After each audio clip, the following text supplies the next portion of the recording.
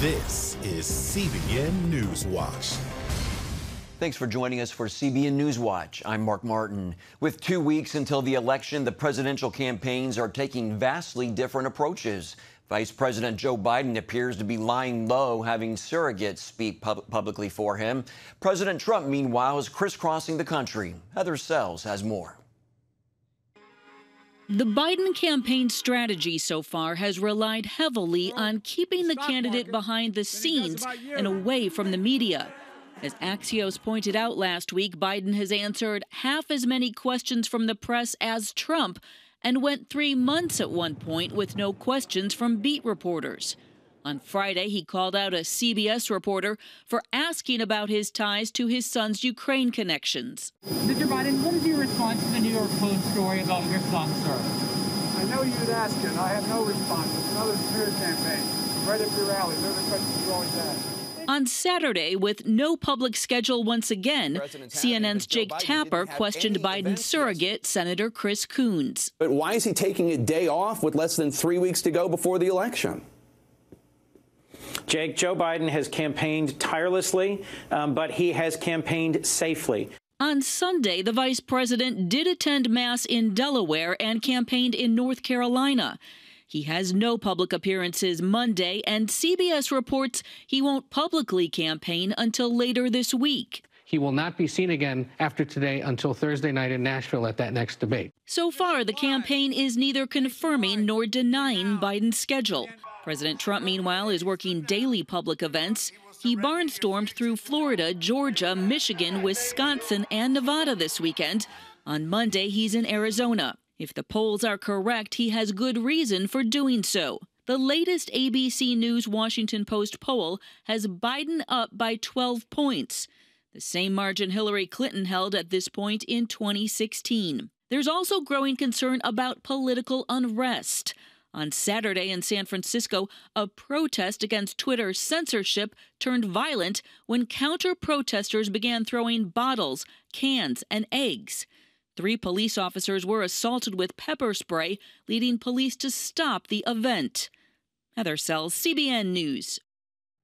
The 2020 presidential election may very well set records. Dave Wasserman with the Cook Political Report told the Dispatch as much as 20% of the number of voters in 2016 have already voted this year, and early voting is a strong sign of massive turnout at the polls.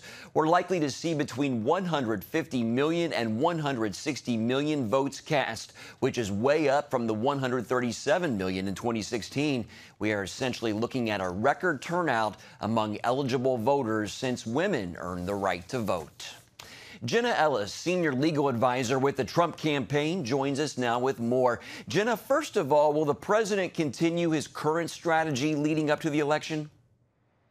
Absolutely. The president plans to do rallies, at least 2 a day. And I was on a phone call with him this morning, and he said in the last couple of days he might increase that to 3 or more per day. You know, he loves getting out there and greeting the American people. And, you know, these rallies are turning out 25,000 or more. And we're just seeing the massive enthusiasm. And President Trump is going to continue to work hard to show the American people his accomplishments. And, you know, as far as Christians and evangelicals are concerned, I hope that a lot of these voting and the people who are continuing to show up early are the people who didn't vote in 2016 and maybe stayed home, and they're recognizing that President Trump has been the most consistent pro-life and religious liberty advocate as president that we've seen in our lifetimes. And I really hope that evangelicals and Christians will turn out and vote for Trump. What is the reaction of the Trump campaign to Biden's lack of campaigning?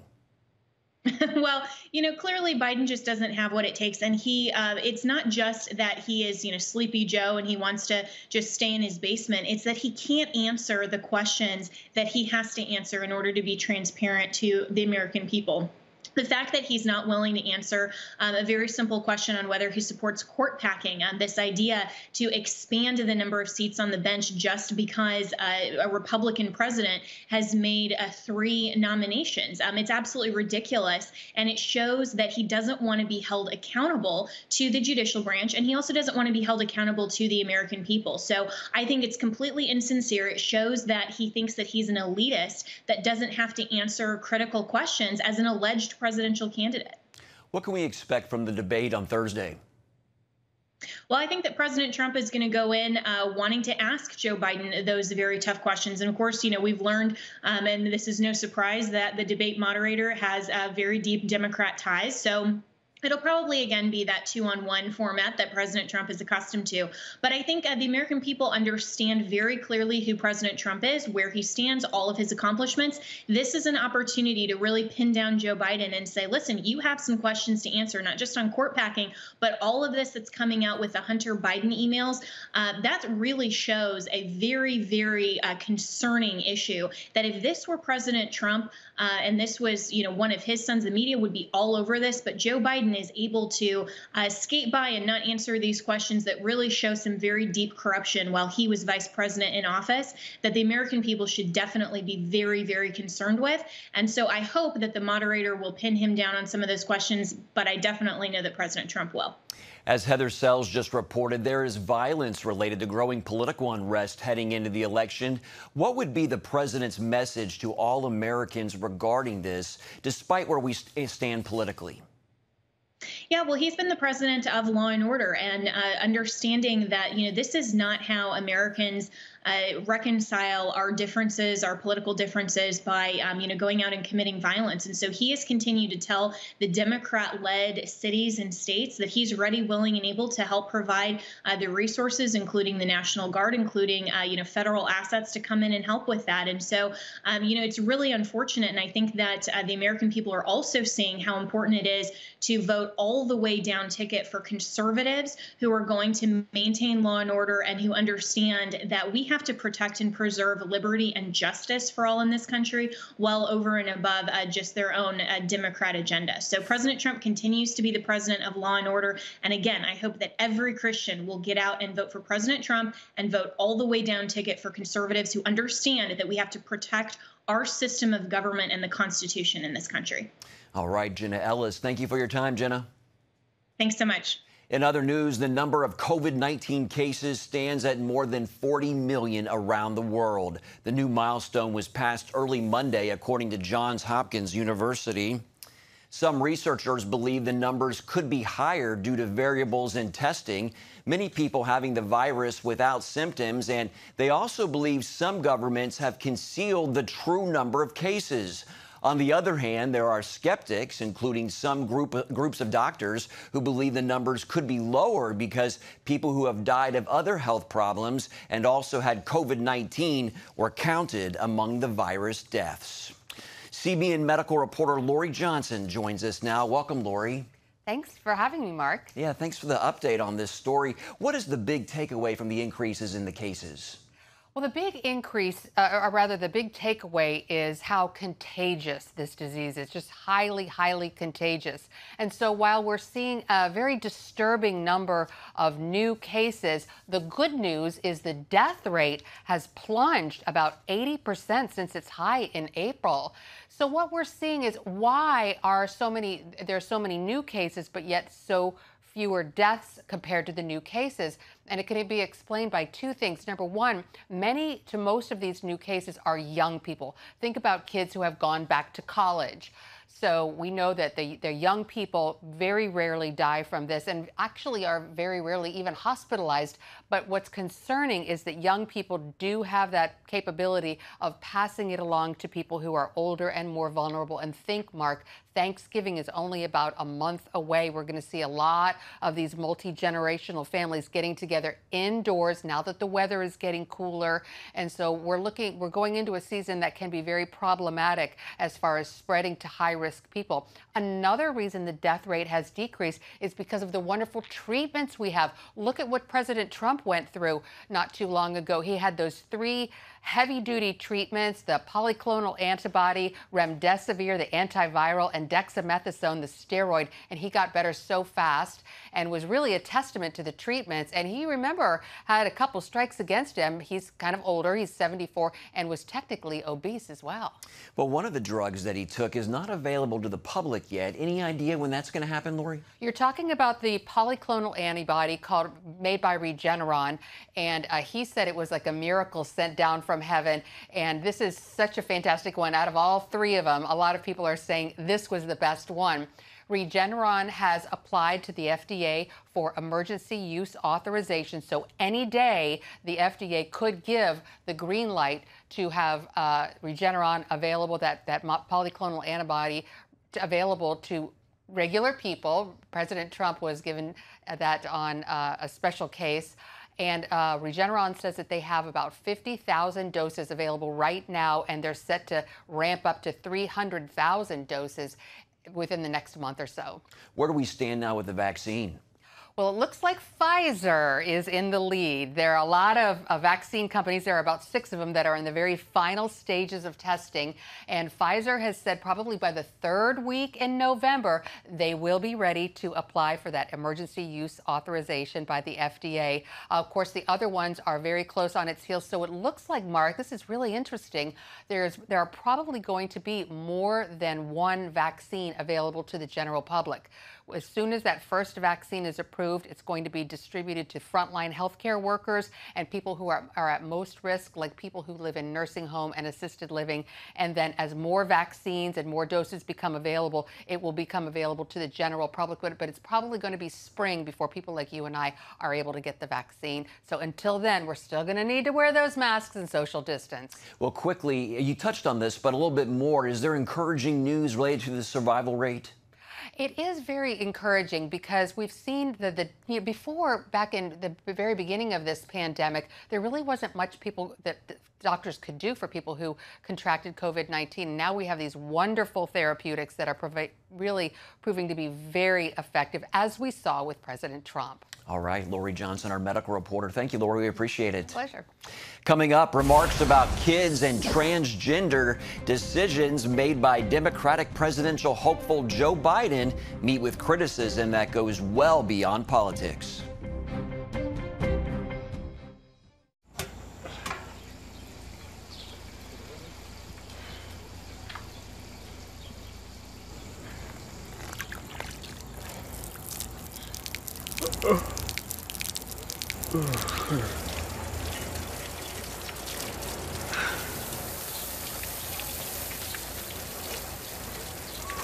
Life is better with a good night's sleep. Get your free DVD or booklet of Protect Your Sleep as the world watches from the outside. It's a big diplomatic tug of war here in the Middle East. Go inside the story with Jerusalem Dateline. Israeli archaeologists are talking about a discovery that could change the thinking about the Temple Mount. Join CBN Jerusalem Bureau Chief Chris Mitchell and get the biblical perspective on the events shaping the world. What starts in Israel then ends up going to other places. Watch Jerusalem Dateline Friday night at 9:30 on the CBN News Channel. Life. It's meant to be lived fully. Jesus said it. I came to give you life. Life to the fullest. Life in your family. Life in your finances. Life in your body, mind, and spirit. Life in your everyday.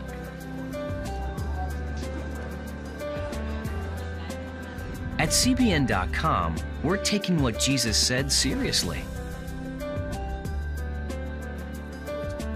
We're here to help you discover life. Life. Live it fully. CBN.com.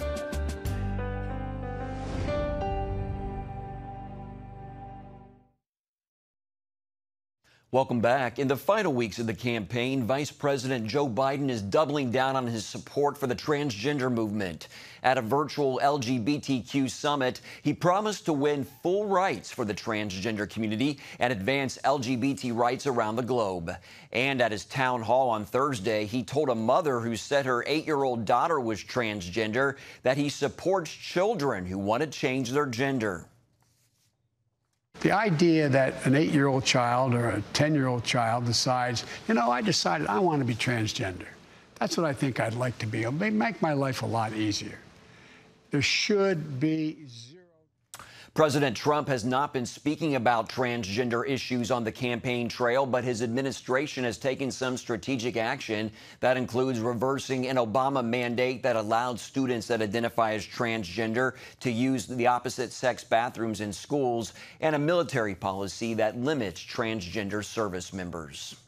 Dr. Ryan Anderson is a senior research fellow at the Heritage Foundation and author of When Harry Became Sally, responding to the transgender movement.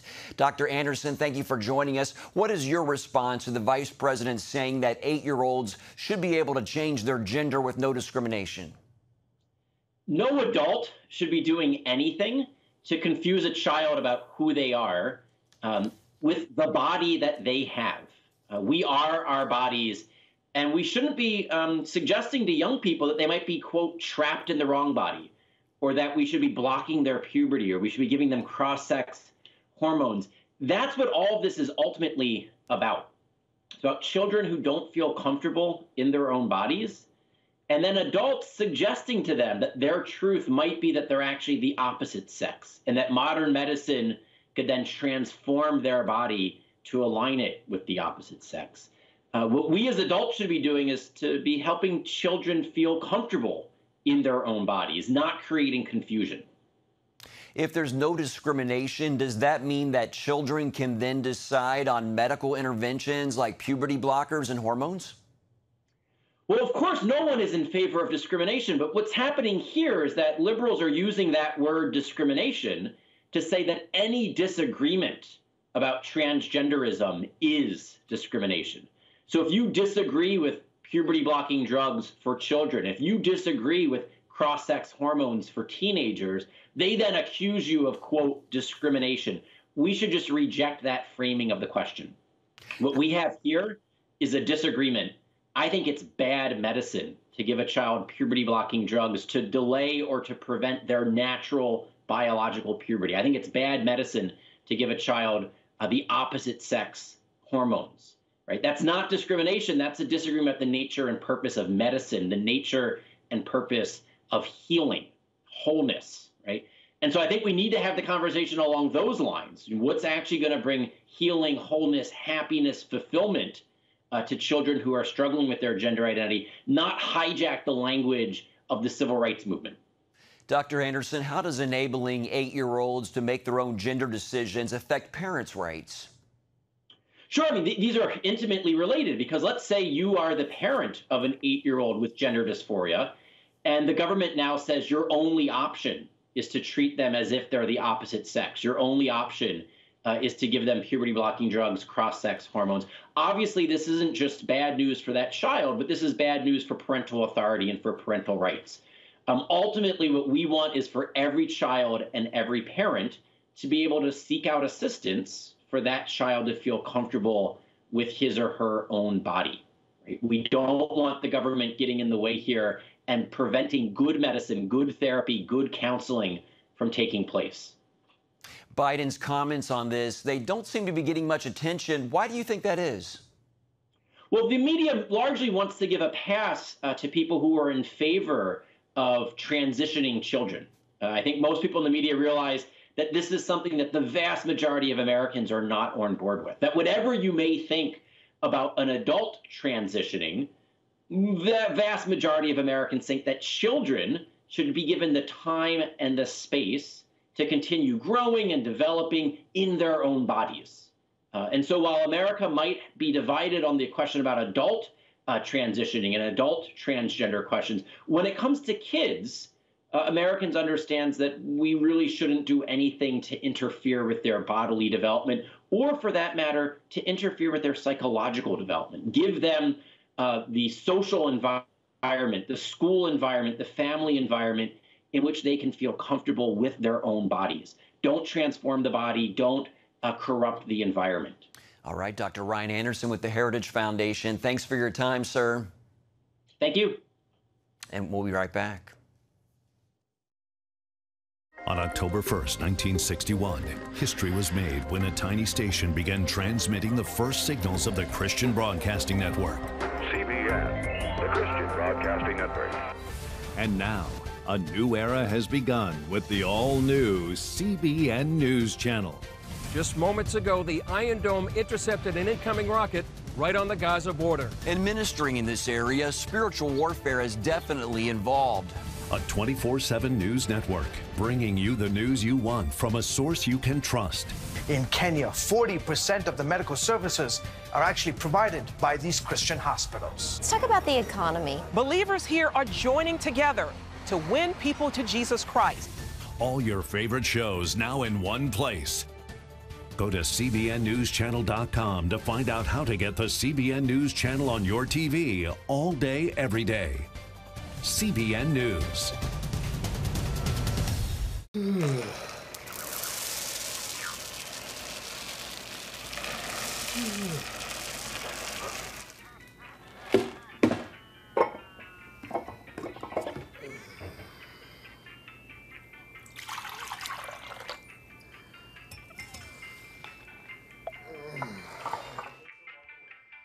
Life is better with a good night's sleep.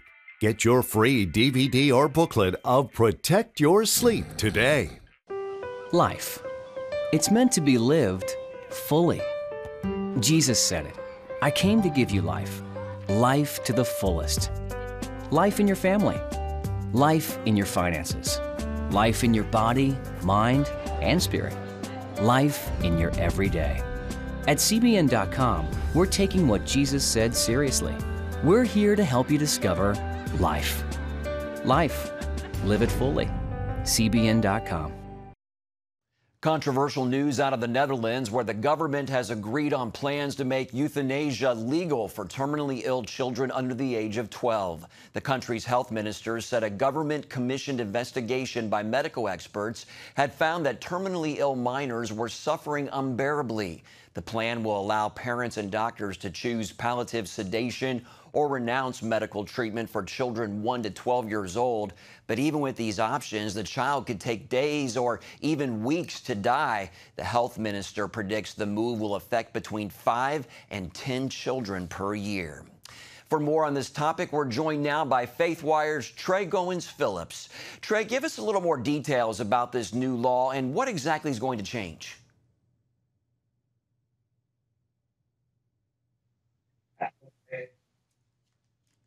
Trey, can you hear me? The law is currently being discussed, but it would allow for the euthanasia of children that are from 1 year old to 12 years old, which is what the government in the Netherlands has called a kind of a gray area, because children who are older than 12 with parental consent are already eligible for euthanasia. So this will just add that block of children 1 to 12 years old. These euthanasia laws, they've received wide criticism for years now. How are Christians responding to the latest news? I think that's the biggest issue that we're seeing in the U.S. from a lot of pro-life and Christian leaders is this is just something that completely dismisses the value of human life, dismisses the value of natural life and the pro-life ethic. And even Lila Rose, she's the founder and president of Live Action, a pro-life group. She called this law unbelievably evil. We're seeing a lot of those responses from other faith-based leaders as well. What other countries have laws like this in place, Trey? Do you think that we're going to see more of them in the future? So Belgium actually kind of led the way in 2014 for making this a viable legal option for children. I believe between 2016 and 17, they euthanized 2 children ages 9 and 11 who were suffering from terminal illnesses. And I think, unfortunately, this is a grotesque way of dealing with terminal illnesses, of dealing with these sicknesses. But I think it's something that unfortunately we're going to see more and more of as time goes on. And I think it's important, as I said earlier, for pro-life leaders and for Christian leaders to just make it more and more apparent the need to value human life, to stand up for human life from birth until natural death. How can Christians be praying, Trey? Yeah, I think this is a perfect opportunity not only for us to pray, but also for us to take action, for us to have conversations with our local lawmakers, for us to see where the medical community is leaning in our areas, and to see what kind of policies our legislators are advancing. Because a lot of times these are things that are not discussed openly. They're not discussed loudly because it's not a popular idea. It's something that still is a little bit taboo in American culture, even though we're seeing more and more celebration of abortion, unfortunately. This is something that's still a bit uncomfortable for people. So I think it's something that's going to become a bigger topic. But I think right now Christians need to just be aware of what their local communities are doing, what our national leaders are saying, and just be praying for a change of heart, for a fresh perspective of what it means to value human life from natural birth to natural death. All right, Trey Goins-Phillips with FaithWire.com. Thanks, Trey. Thank you. After the break, what heartwarming moment from NFL rookie Tua Tagovailoa is making headlines after Sunday's Dolphins game?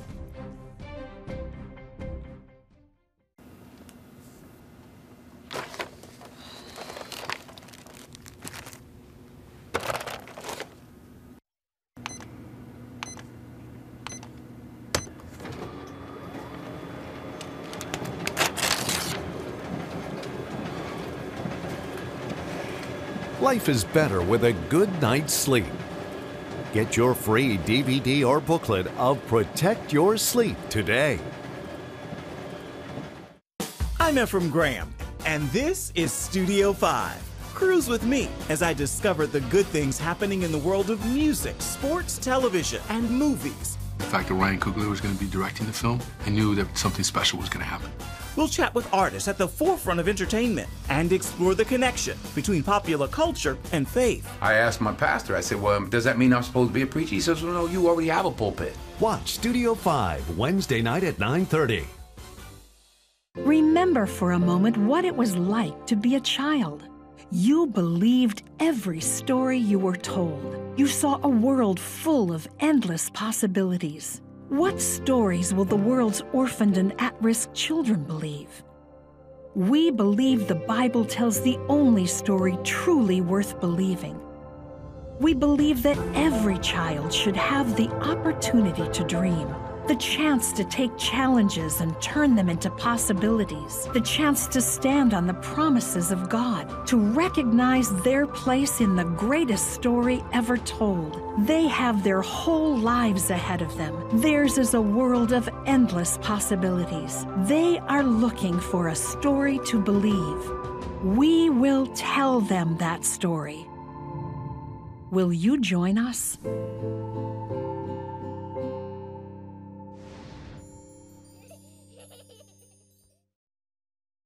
Miami Dolphins rookie quarterback Tua Tagovailoa made his NFL debut on Sunday against the New York Jets, but it's what he did after the game that has people talking. Tagovailoa entered the game in its final minutes, solidifying the Dolphins' win 24-0 over the Jets. Afterwards, reporters caught Tagovailoa sitting at the 15-yard line, FaceTiming his parents. The rookie says he wanted them to be a part of his debut. It was also his first game since a major hip injury ended his college football career in its final season at the University of Alabama last fall. Afterwards, he remained sure of a comeback, saying, quote, "God always has a plan." And he sure does. Remember that today. That's going to do it for this edition of CBN News Watch. Glad you tuned in. We'll see you next time.